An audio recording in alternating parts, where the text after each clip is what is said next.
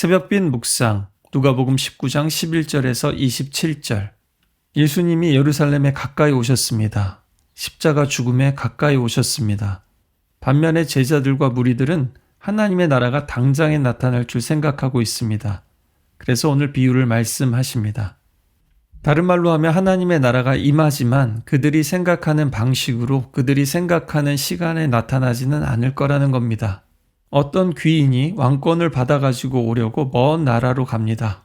14절에는 백성들이 이 사람이 왕 되는 것을 원치 않아서 뒤로 사절을 보냈다라고 하는데요. 여기엔 역사적인 배경이 있습니다. 헤롯 아켈라오가 분봉왕이었는데 백성들이 그를 왕으로 받아들일 수 없다고 로비를 합니다. 그래서 그는 유대와 사마리아, 이두메 지방의 왕으로만, 분봉왕으로만 책봉됩니다. 그러자 그는 분노해서 주동자와 거기에 동참한 사람들 8,000명을 잔혹하게 살해하기도 했습니다. 요한복음 19장 15절에는 유대인들이 동일하게 우리 예수님을 거부하는 모습을 묘사하고 있습니다. 그들이 소리 지르되 없이 하소서 없이 하소서 그를 십자가에 못 박게 하소서. 빌라도가 이르되 내가 너희 왕을 십자가에 못 박으랴. 대제사장들이 대답하되 가이사 외에는 우리에게 왕이 없나이다. 따라서 오늘 이야기는 왕으로 오신 예수님을 거부하는 유대인들의 모습을, 예루살렘 지도자들의 모습을 묘사하고 있습니다. 어떤 귀인이, 귀족이 그종 10사람에게 각각 한 문화, 100데나리오니까 100일치 1당 정도 되죠. 이것을 주고서 왕권을 받으러 먼 나라로 갑니다. 그리고 왕위를 받아가지고 와서 돌아와서 장사를 잘 했는지 알아봅니다. 첫째는 한 문화를 가지고 10문화를 남깁니다. 둘째는 한 문화로 5문화를 남깁니다. 셋째는 한 문화를 수건으로 싸서 잘 보존합니다. 여러분, 믿음은 남기는 것입니다. 아니, 어떻게 하면 남길 수 있는지 고민하고 궁리를 하는 것입니다. 남기지 않는 믿음은 잘 지키는 것 같아도 이미 무언가 잃어버리고 있는 것입니다. 믿음은 보존하고 보수하는 것이 아니라 위험을 무릅쓰고 투자하고 장사하는 것입니다.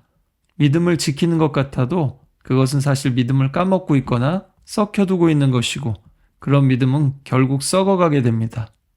이 세 번째 종의 문제는 무엇일까요? 돈을 수건에 싸두는 것은 예수님 당시의 보통 풍습이었습니다. 그러나 안전하지도 생산적이지도 않은 행위죠. 그가 맡기신 소유와 재능과 은사를 썩히고 있는 이유는 주인을 온전히 알지 못하기 때문입니다. 이 사람은 주인을 엄한 사람으로 알았답니다. 두지 않은 것을 취하고 심지 않은 것을 거두는 징수가 엄한 사람이라는 거죠. 자신이 이윤을 남겨도 칭찬보다는 자신이 수고한 열매를 착취하며 만일 투자했다가 원금이라도 날리게 되면 큰 책임을 물을 거라고 생각한 겁니다. 하나님을 아는 것 같지만 온전히 알지 못하고 이렇게 믿는 사람들이 얼마나 안타깝습니까? 사랑과 신뢰의 관계가 아니라 노예 근성으로 두려워하며 삽니다. 어떤 이들은 현대 그리스도인들이 성경을 몰라서 문제가 아니라 행하지 않기 때문에 문제라고 말합니다. 맞는 말이기도 하지만 잘못 이해하면 한편 굉장히 위험한 말이기도 합니다. 성경 공부나 묵상이 무용한 것이 아니라 머릿속에 자기 만족에 머무는 성경 공부가 무용할 뿐입니다. 오늘 비유나 달란트 비유나 성경 전체를 보면요. 하나님을 아는 지식에 문제가 있다는 겁니다. 다른 말로 하면 우리는 우리가 하나님을 아는 것 이상으로는 절대로 성장할 수 없다는 겁니다. 우리는 하나님을 알아가는 만큼 하나님의 마음을 느낄 수 있고 하나님의 일을 감당할 수도 있습니다. 22절에는 악한 종아, 내가 내 말로 너를 심판하노니. 그래서 주인은 오히려 묻습니다. 내가 만일 정말 엄한 사람, 정말 깐깐한 주인인 줄 알았다면 왜 은행에 맡기지 않았느냐고 따집니다. 최소한의 이자라도 내놓으라고 말합니다. 은행만도 못한 믿음이 있다는 겁니다. 사실 성경에서 고리대금을 금지했거든요. 유대인의 율법에 금지됐습니다. 이방인만도 못하다는 얘기입니다. 중요한 게 있습니다. 하나님은 우리 자신의 말과 태도로 우리를 판단하십니다. 그러니 사람들을 하나님의 사랑으로 대하는 사람들에게는 하나님의 한량없는 사랑으로, 깐깐한 자기 규칙으로 대하는 사람에게는 더 깐깐한 하나님의 규칙으로 대합니다. 성경이 말씀하는 하나님은 우리가 수고한 열매, 사실은 물론 하나님이 자라게 하시고 열매 맺게 하신 것이지만요. 그 열매를 우리와 함께 누리기 원하시는 분이십니다.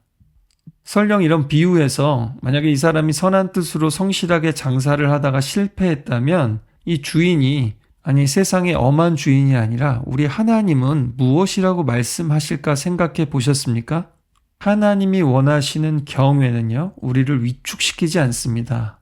오히려 하나님을 두려워하는 사람은요, 세상에서 담대히 일하도록 하십니다.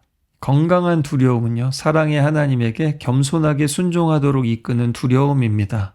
문제는 하나님에 대한 잘못된 왜곡된 이해가 우리 신앙과 삶을 일그러뜨립니다. 하나님에 대한 믿음임에도 말입니다. 그래서 우리는 성경을 잘 배워야 합니다. 하나님을 아는 지식, 예수 그리스도를 아는 지식이 자라는 것만큼 하나님에 대한 믿음과 사랑과 충성도 자라나게 됩니다.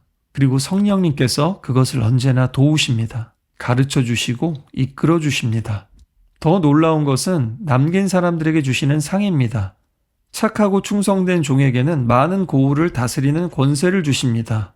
소유와 권세가 본질이 아니라 더 많은 일을 하도록 하십니다.